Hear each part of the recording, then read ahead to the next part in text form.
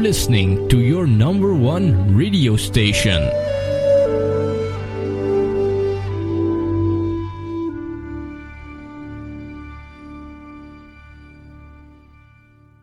A prayer. Lured by you under false pretenses, you confused all my vital senses by promising happiness and prosperity in the new land of opportunity. And as I strive on this veil of shadows for over 2 amazing decades, full of excitement and fire, I thought I was making my honest living, but unknowingly, I helped you to build your own and large empire. I never knew I would get to this point when, unable to obtain employment, working hard with passion and desire for no right amount of coins on this land of bursting lava and fire, I am wilting with discontent and wondering, an eviction notice? Really? Is this my type genus Otis? Was this etched on the skies as my destiny's structured route? Or were you just fooling with my life in disguise? Only you know what awaits me. Holding back would be felony and simply just untidy. So help me please to go through this, O my Lord Almighty.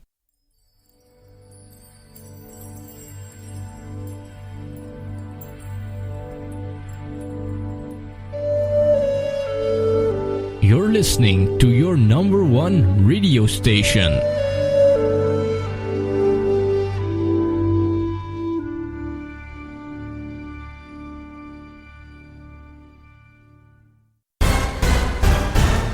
Spirituality and versatility in action.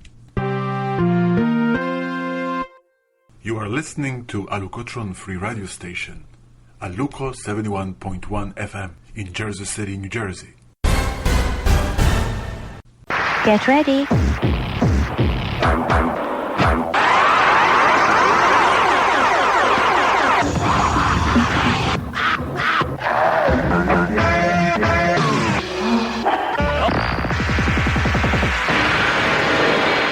Game over. Don't get brainwashed. Don't get keep your mind open. Mind open. Mind open. Mind open. Mind open. Hello and welcome to Alukotron's Free Radio Station. The subject of today's broadcast is our legacy.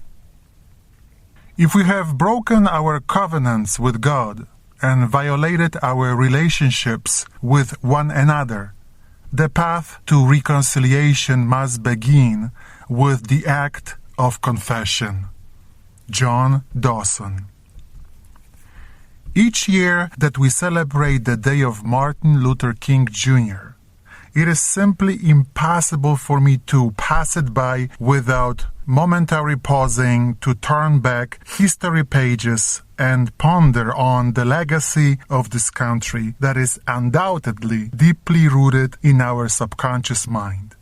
I have been living in the US for over 2 decades.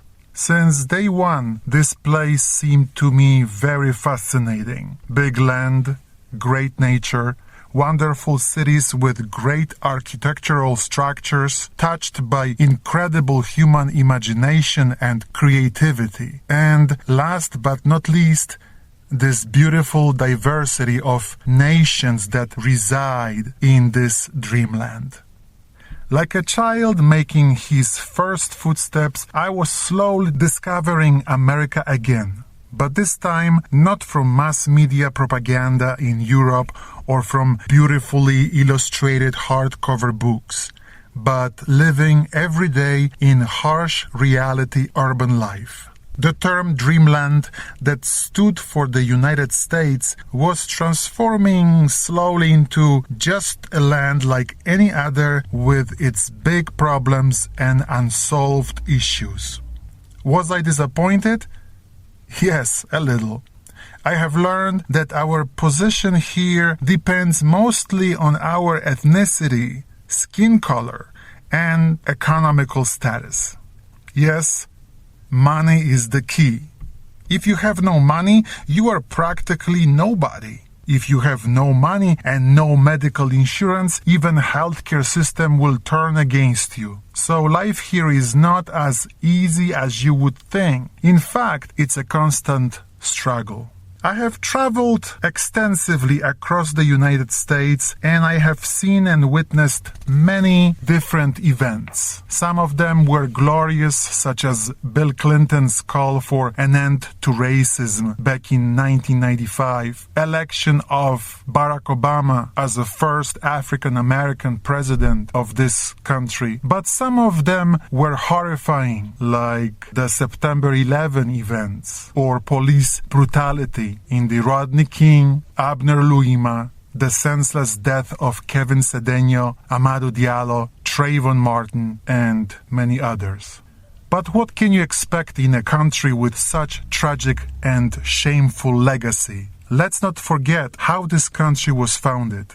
Pacification of Native Americans, slavery, lynching and mass murder of blacks over the period of nearly 3 centuries, not to mention medical experiments in Tuskegee right after World War II, following the footsteps of Dr. Joseph Rudolf Mengele of Auschwitz. It is worth mentioning here a widely unknown to many Americans fact of deliberate disregard of the testament of the Polish-American hero General Tadeusz Kościuszko, or Kościuszko, and not fulfillment of his last will. When he was leaving America, Kościuszko wrote a last will, naming Thomas Jefferson the executor and leaving his property and money in America to be used to buy the freedom of black slaves, including Jefferson's, and to educate them for independent life and work. Several years after Kościuszko's death in 1817, Jefferson, at age 77, pled an inability to act as executor, feared that if a politically notable person such as himself pursued Kościuszko's request, it would have further aggravated an already unstable situation. He therefore recommended John Hartwell Coke as executor, but he also failed to carry out the bequest for similar reasons. The case of Kościuszko's estate in America went to the U.S. Supreme Court 3 times. In the course of the lengthy litigation, most of Kościuszko's funds were embezzled by one of the administrators, Colonel George Bamford. None of the monies that Kościuszko had earmarked for the manumission and education of African Americans in the United States was ever used for that purpose. The issue of racism in this country still requires our attention. Let's not get blinded and assume everything is perfect only because we have an African American president.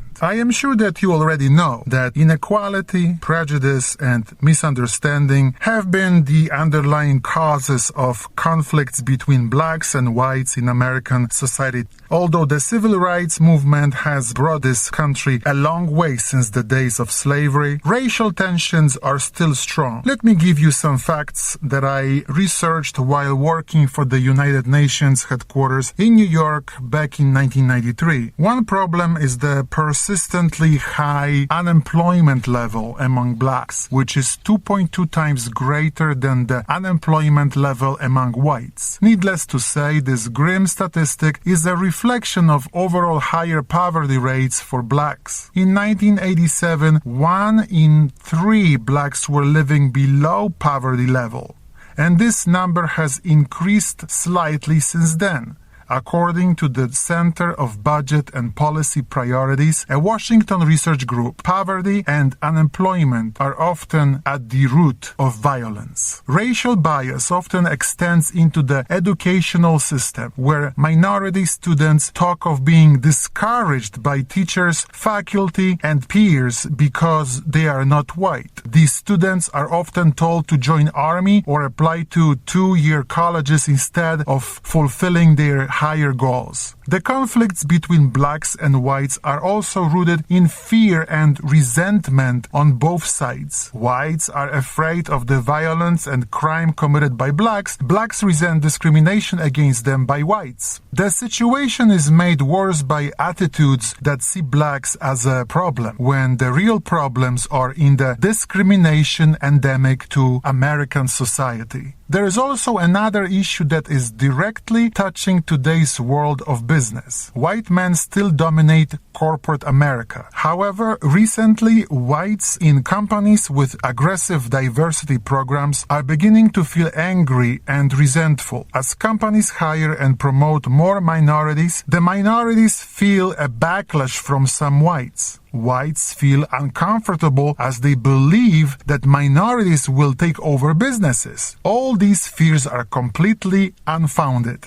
Gladly, I am citing Mr. Lawrence Fuller, CEO of Amoco Corporation, who said, "White male employees have nothing to fear but more and better competition." All these and other problems affect the entire American nation. Sometimes it feels like we are sitting on a boiling volcano that is about to erupt. Marianne Williamson, in her book The Healing of America, stated, "Within the next 10 years, America will experience a renaissance or a catastrophe. Something is going to happen to take us back to who we are. We have lost our spiritual rudder, and without it, we have neither individual nor collective wisdom. Our culture has lost its sense of sacred connection to any power or authority higher than ourselves. Our national conscience is barely alive as we slither like snakes across a desert floor toward any hole where money lies. Cellular memory of hatred and abuse has accumulated among Black Americans to such an extent that it has become a generational resentment, leaving only two choices on the road ahead. The relationship between our races will turn to violence unless it turns to law. White America must acknowledge its culpability in institutionalizing racism, including a formalized amends to the African American people, and Black America must have deep and serious permission to voice its frustration in a dignified way, one that honors the depth of injury and insult of African American people throughout our history. America must make a serious effort to atone for racist past and present. Economic injustice toward blacks in America is systematically racist phenomenon, and to minimize it is further racism. When blacks understandably object to their own oppressions, they are liable to be told in one way or another, "There you go, complaining again." We must listen deeply to what Black America feels now, even if it is uncomfortable to do so. People who haven't been listening to for over 200 years have a lot to process. The racial issues and prejudice also affect me personally. As a foreigner, national of Poland, a country that has never participated in any invasion or slave trade, I feel many times rejected by Black community. And it really hurts. Why? Because I am a spiritual person who loves all people unconditionally, regardless of their ethnic background, skin color, or religion. I strongly believe that if more people of whatever faith they are would study the spiritual side of their scripture or their religious path, we would have had better understanding of how to love our neighbor, whether he is black or white,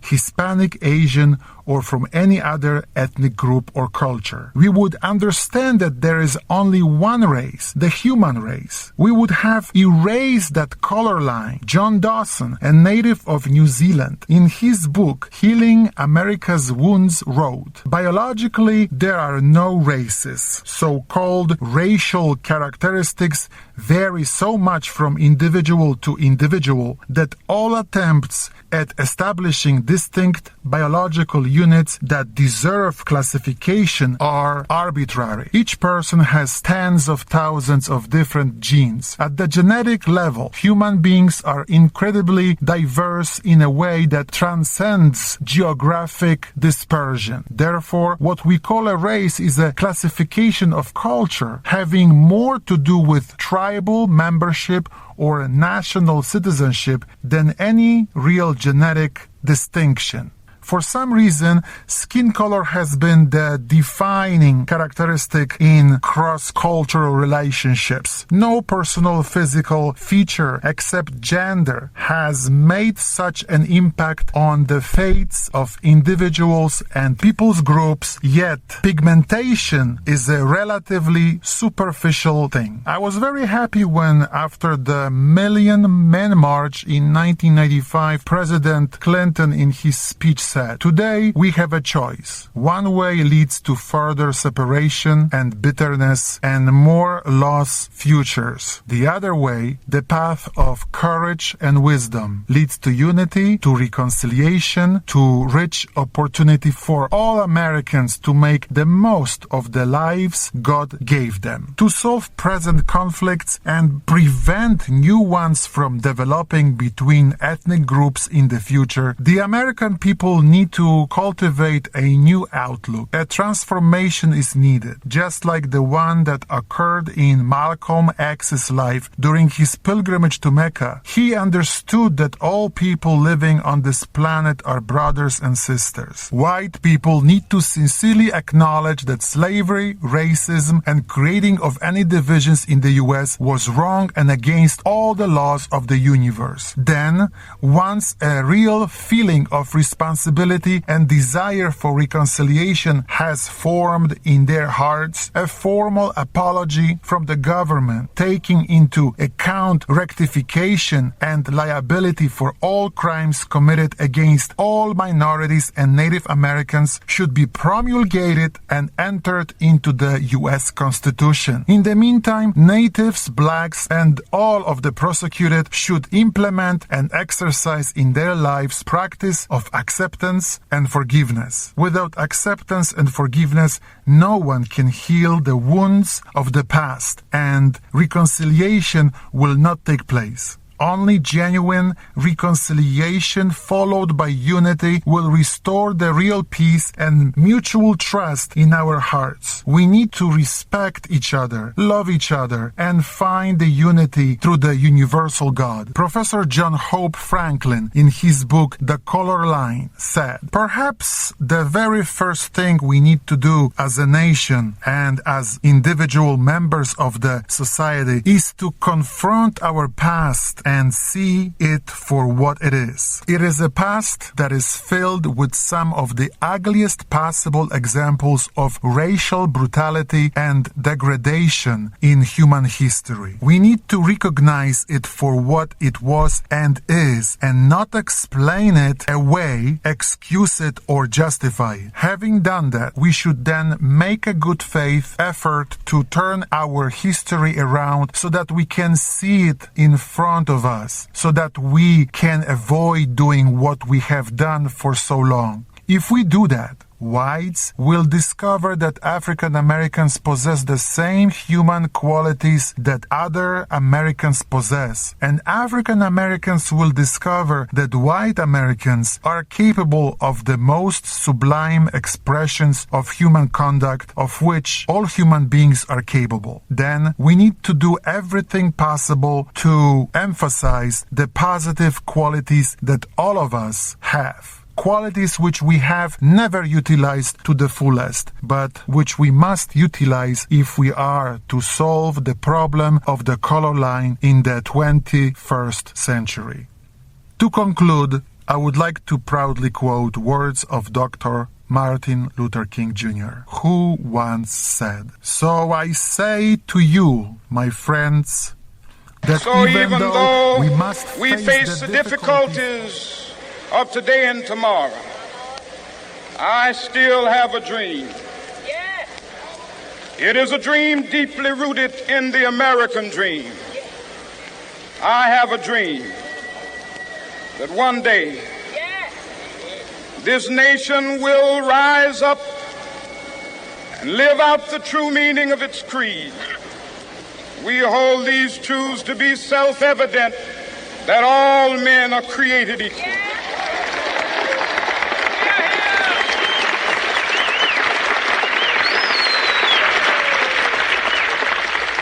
I have a dream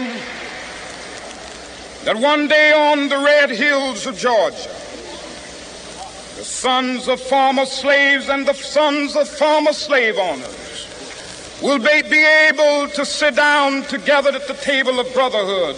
I have a dream that one day, even the state of Mississippi, a state sweltering with the heat of injustice, sweltering with the heat of oppression, will be transformed into an oasis of freedom and justice. I have a dream that my 4 little children will one day live in a nation where they will not be judged by the color of their skin, but by the content of their character. I have a dream today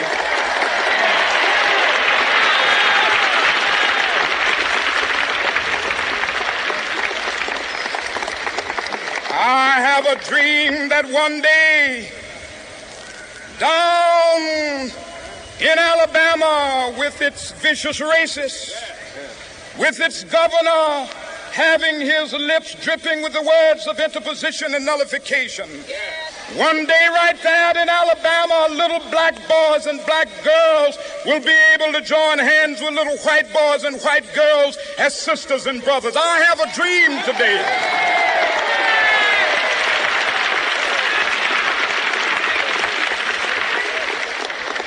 I have a dream that one day every valley shall be exalted, and every hill and mountain shall be made low. The rough places will be made plain, and the crooked places will be made straight. And the glory of the Lord shall be revealed, and all flesh shall see it together.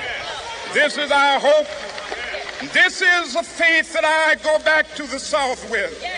With this faith, we will be able to hew out of the mountain of despair a stone of hope. With this faith, we will be able to transform the jangling discords of our nation into a beautiful symphony of brotherhood. With this faith, we will be able to work together, to pray together, to struggle together, to go to jail together, to stand up for freedom together, knowing that we will be free one day. This will be the day when all of God's children will be able to sing with new meaning, my country, tears of thee. Sweet land of liberty, of thee I sing. Land where my fathers died, land of the pilgrim's pride. From every mountainside, let freedom ring. And if America is to be a great nation, this must become true. And so let freedom ring from the prodigious hilltops of New Hampshire. Let freedom ring from the mighty mountains of New York. Let freedom ring from the heightening Alleghanies of Pennsylvania. Let freedom ring from the snow-capped Rockies of Colorado.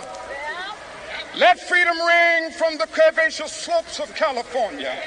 But not only that, let freedom ring from Stone Mountain of Georgia. Let freedom ring from Lookout Mountain of Tennessee. Let freedom ring from every hill and molehill of Mississippi, from every mountainside. Let freedom ring, and when this happens, when we allow freedom ring, when we let it ring from every village and every hamlet, from every state and every city, we will be able to speed up that day when all of God's children, black men and white men, Jews and Gentiles, Protestants and Catholics, will be able to join hands and sing in the words of the old Negro spiritual, free at last, free at last. Thank God Almighty, we are free at last.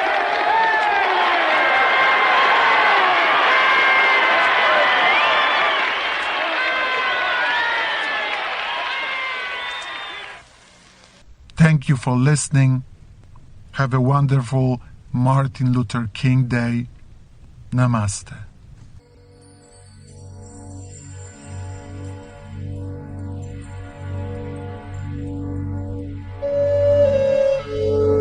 You're listening to your number one radio station.